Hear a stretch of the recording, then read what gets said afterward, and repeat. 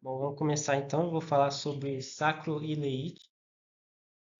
Então, olhando esse raio-x aí, o que que a gente pode tirar desse raio-x, né? A gente vê que é uma anquilose, né? Não sei se está todo mundo conseguindo identificar, né? Isso daqui é uma sacroileite avançada, né? O que a gente tem que tentar identificar são os sinais mais precoces, né? Que seriam os sinais mais sutis para não chegar nesse ponto. Primeiro, a gente tem que entender a anatomia básica, né? A gente vai dividir a sacroiliaca em porção anterior e posterior. A porção anterior, ela é composta por sinóvio e cartilagem, e a porção posterior é composta por ligamentos, né, a porção fibrótica. Na ressonância a gente consegue avaliar melhor isso, né? Então a gente vê aqui claramente que existe uma cartilagem sinovial, né, nessa parte anterior, e na parte posterior você vê que é diferente, né? Tem uma gordura, tem ligamento, né, uma região diferente. Aqui para a gente entender corte a corte, né, no axial, ó, de cima para baixo, né? A gente vê que vai mudando a proporção, né, da cartilagem sinovial e da cartilagem e da porção fibrótica. A porção mais inferior, você vê que ela é toda de cartilagem sinovial. Na TC é mais difícil, né? Mas na ressonância a gente consegue ver bem, ó, a diferença, né? Aqui, cartilagem sinovial. Lembrar que o sacro ele tem uma inclinação, né? Então, quando for fazer a ressonância ou a tomografia, a gente tem que fazer cortes oblíquos, tá? Que a gente consegue avaliar melhor a extensão da cartilagem. Existem vários ligamentos que se ancoram aqui na sacroiliaca, né? A gente vê os ligamentos sacroiliacos anteriores, posteriores, o sacro espinhoso e o sacro tuberoso. Existe um grupo que são as espondiloartropatias soronegativas, né? São várias, mas a mais conhecida e a mais relevante é a espondilite anquilosante, né? A sacrileite é um critério diagnóstico dessa espondilite e geralmente é o primeiro sinal que aparece, né? Muitas das vezes. Lembrar que o diagnóstico clínico ele é bem complicado, então o exame de imagem ajuda bastante, né, no diagnóstico. Existem quatro achados agudos e quatro achados crônicos, né, na ressonância, que é o método de escolha que a gente vai falar mais. Eu vou falar um por um, então, né? Qual que seria o principal achado da sacroileite aguda? Principalmente o edema subcondral e a osteite, né? Como que a gente vai ver isso? A gente vai ver como um hipersinal na sequência STIR, né, que é uma sequência T2 com saturação de gordura, e o realce ao contraste, quando for utilizado, nem sempre a gente vai usar o contraste, depende do protocolo, né? Mas seria o aumento da vascularização, né, que indica uma osteite. Se o edema for duvidoso, você tem que associar aos outros sinais, que eu vou comentar melhor. Então aqui nessa imagem a gente vê um hipersinal aqui na articulação, né, margeando, né, que seria o edema, né, no sequência em STIR. É o principal achado aí agudo. Aí os outros achados, a sinovite é um edema ou um realce ao contraste na articulação, né, que a gente vê aqui. A entesite são justamente os locais que aqueles ligamentos se ancoram, né? Então você vai ter uma inflamação no local de inserção do ligamento. É um sinal também que pode ser caracterizado. A capsulite é o realce da cápsula articular ao contraste, né? Você vê, geralmente, aqui é um plano coronal, você vai ver nessa região periférica da articulação, em cima e embaixo. Tá? Os achados crônicos são quatro também. Lembrar da esclerose, que vai ser um baixo sinal em T1 e T2, as erosões, a mudança, né, a deposição de gordura, você vai ver como um alto sinal em T1 e um baixo sinal na saturação, no STIR, né? E a anquilose, foi aquilo que eu mostrei na primeiro slide. Então, diante de tudo isso, olhando esse exame aqui, vocês acham que esse exame está normal ou está alterado? Esse aqui. Essa imagem aqui, depois de tudo que eu falei. Alguém arrisca aí? Fala aí, alguém só para. Tá alterado? Tem alteração aqui? Mas o que que seria essas linhas aqui? Isso. Isso aí. Então, esse aqui, na verdade, é um exame de uma criança, né? A gente vê que as peças sacrais, elas não estão fundidas, né? Então, na criança, a gente pode ter esse tipo de alteração que é autossinal e não significar edema, né? Não significar alteração patológica, né? Isso daqui são os núcleos de ossificação. A gente vai ver que vai alterar o sinal o T2 STIR, né? Mas que é uma coisa normal. A gente vê também nas epífises dos ossos longos, né?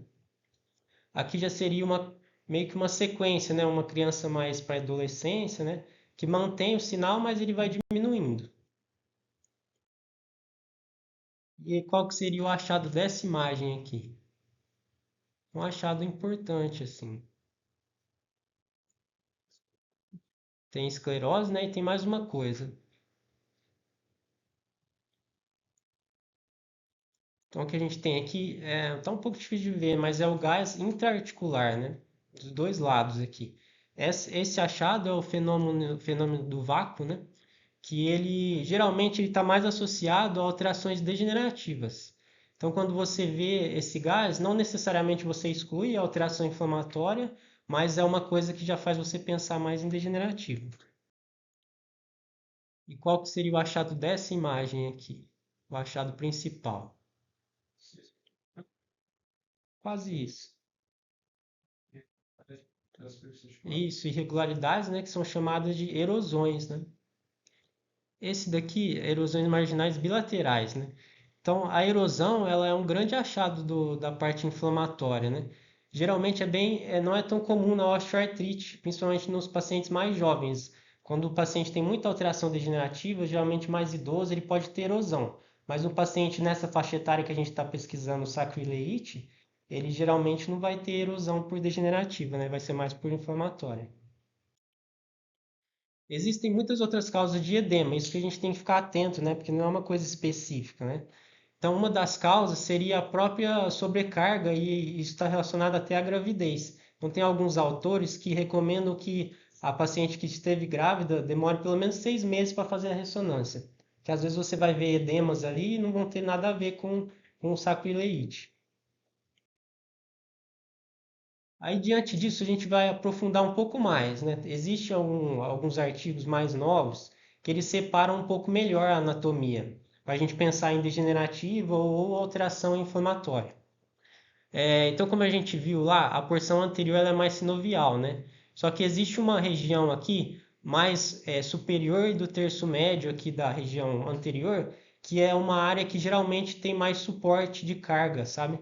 E geralmente o corpo acaba depositando mais carga nessa região. Então, diante de alterações nessa região, a gente pensaria mais em alterações degenerativas.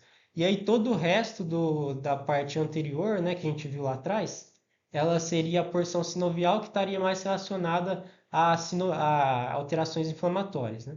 E a parte posterior mantém a mesma, né? A parte mais fibrótica. Então, olhando lá, né, a gente vê a porção anterior, que seria aquela região de carga. Vendo alterações nessa região superior aqui, média, você deve pensar em alterações degenerativas. Em todo o resto aqui no meio, aqui seria o corpo, né? E essa porção mais inferior, você pensaria em situações inflamatórias. E na região posterior mantém a mesma coisa, você pensa mais em coisas degenerativas e variações anatômicas também, que eu vou comentar mais para frente. Só comentando sobre os outros métodos, o raio-x ele é mais limitado, né? Geralmente vai ver mais situações mais crônicas e de longo prazo. O que a gente faz angula o feixe do raio-x para tentar tirar a sobreposição das outras estruturas para a gente conseguir avaliar a articulação um pouco melhor. Os principais achados vão ser aquelas alterações que eu comentei mais crônicas, né? Então a gente não vai conseguir diagnosticar de forma precoce. E aí, olhando esse raio-x aqui, dá para cravar algum diagnóstico? Primeiro, o que que ele tem aqui, né? Tem uma esclerose aqui, né? Tá todo mundo vendo, né? Só que essa esclerose ela tem um formato peculiar, né? Que é o diagnóstico diferencial principal. Alguém sabe? Osteite condensante. Esse aqui é o diagnóstico diferencial principal depois das degenerativas, né? Geralmente acomete paciente mulher, geralmente paciente mais jovem, às vezes tem até relação com a gestação também. Ele tem um aspecto clássico dessa esclerose bem acentuada e de formato triangular, né? Meio que faz um formato triangular. E nessa região que é a chamada ventro-caudal, mais anterior e mais inferior. Então, mostrando aqui a osteite condensante com formato de esclerose mais triangular, né? E aqui uma outra alteração esclerótica mais relacionada a outros processos degenerativos, até talvez até sacrileite. Aqui um caso de sacrileite, a gente vê a esclerose, mas a gente vê também algumas irregularidades, né? Pode ser algumas erosões aqui, e uma esclerose mais pronunciada aqui, redução do espaço. O raio-x às vezes pode ajudar com algumas dessas alterações. A tomografia tem os mesmos achados do raio-x, só que de forma mais sensível, né? Principalmente para ver situações mais iniciais. Aqui a gente está vendo uma tomografia com uma discreta redução aqui do espaço articular, uma esclerose, né, mais desse lado. Então, alguns dos achados tem osteofitose também. Aqui também, mais ou menos a mesma coisa, né? Esclerose, irregularidades. Aqui as pouco mais claras erosões, né? A gente vai ver melhor na tomografia as erosões. Aqui, uma outra situação que são os osteófitos, né? Sempre que a gente vê osteófito, a chance de ser, principalmente esses mais grosseiros, né? Nos pacientes mais idosos, realmente, muito provavelmente, é mais alteração degenerativa, né? Essas escleroses e tudo mais. E esse caso aqui é uma tomografia, né? E a gente vê essa alteração aqui. Será que isso daqui poderia ser uma sacrileite?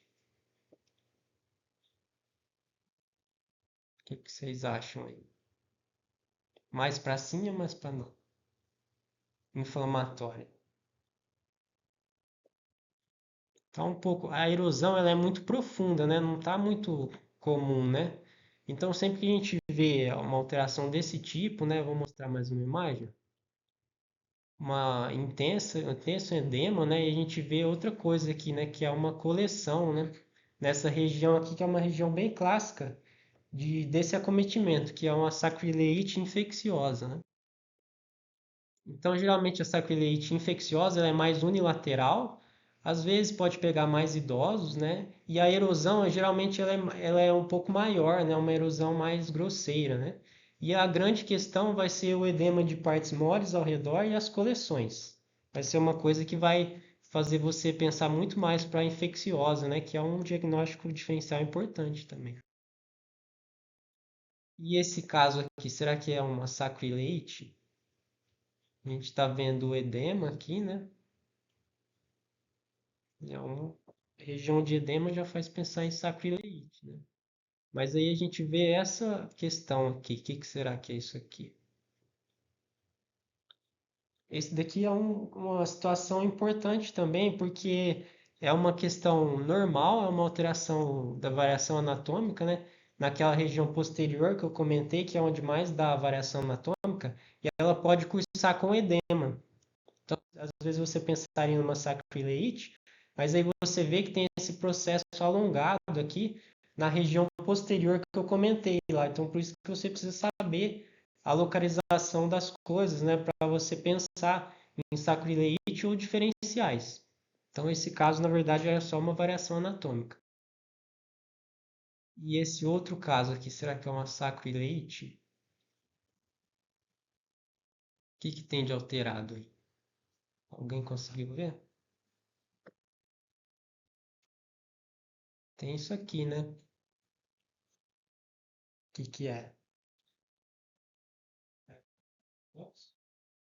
Quase, quase. Tem uma sacralização aqui de L5, né? Tem essa megapófise, mas aí tem esse mais alongado aqui, né? Essa região aqui é clássica da ossificação do ligamento ilio-lombar, né?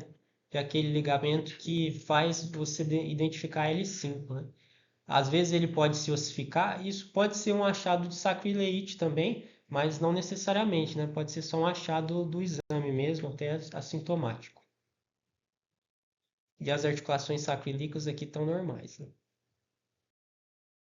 Então, para terminar, lembrar sempre daquela localização. Talvez seja a coisa mais importante lá você saber onde está a questão sinovial e onde está a parte fibrosa, né? O edema é o grande achado e é o achado mais precoce, mas ele é bem inespecífico. A gente viu que tem várias outras coisas que dão edema, né? E lembrar que a presença das erosões, elas são mais raras na osteoartrite degenerativa desses pacientes nessa faixa etária que a gente está avaliando. E quando você vê outras alterações juntas, você já pode levantar a sacroiliite como uma opção, né? E o grande diferencial é aquela osteite condensante que tem uma morfologia bem específica que você deve lembrar, né? É isso aí, essas foram as minhas referências. Esse artigo aqui foi o que eu tirei aquela questão da anatomia um pouco diferenciada, mais específica. É isso, obrigado.